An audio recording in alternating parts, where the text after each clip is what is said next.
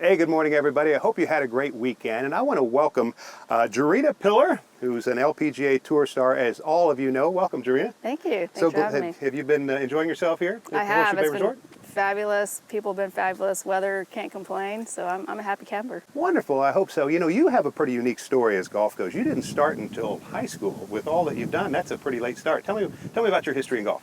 Yeah, so kind of goes back to grew up playing Little League baseball with the guys, played for 8 years, and a couple wanted to teach me to play golf, so my grandparents bought me golf clubs, and the couple never called, and so I had these golf clubs and went through middle school, played everything, cheerleading, basketball, soccer, track, everything, and when I got to high school, my parents were like, okay, you can't play 50 sports, you got to play probably 2.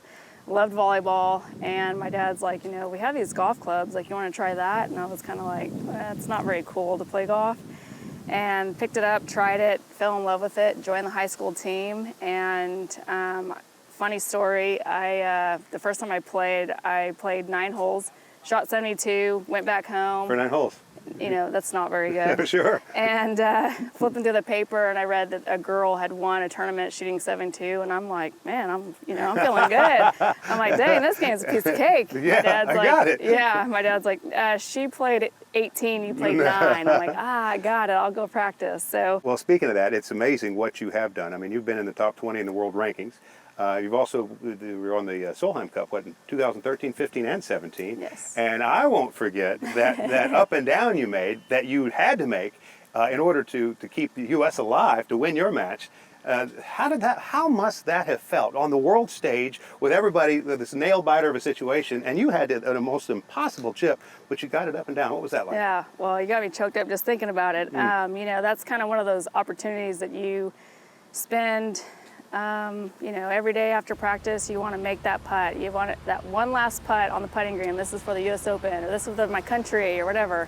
And here I am. I'm giving that opportunity, and that's what you practice and prepare for. And so it was very nerve-wracking, and I did know what it was for, and just try to focus on the process and hitting a good putt, and that's all you can control. And to hit that putt and look up and see it going dead in the heart, it was one of the greatest feelings. I can only imagine that the roar of a whole country coming off of their couches across just watching. That must have been a real thrill for you.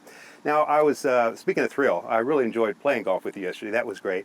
And watching you swing, someone would maybe adopt the belief that you don't have to think much about anything at all during your golf swing, that you just get up there and hit it and play as well as you want to.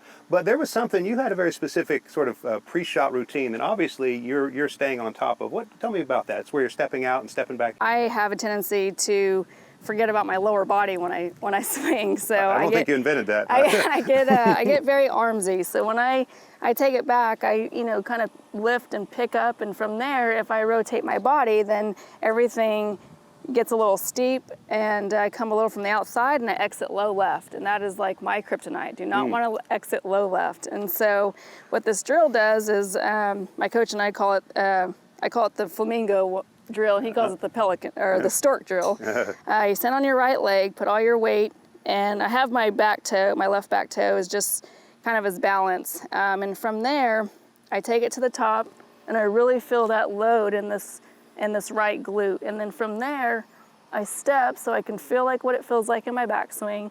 And then from there, I can swing out to the right, and it's not going to exit to the left. And so I do that just as a feel, because as we all know, playing golf, sometimes feel is not real. Sure. And so I'm reinforcing what I want to do in my swing, but I'm also reinforcing that feel and real as one. Wonderful. Well, I know that's going to be helpful to many of you, and I tell you what, you are just a testament to what someone can do when they decide they're going to do it. And I think that the work you've done has been impressive, and it's been a lot of fun watching you on tour. And we'll look forward to having you on our TVs as well as right back here. Awesome. I enjoyed it. It's a pleasure, and hope to do it again. All right. Thank you very much. Yeah, thank you. And thank you.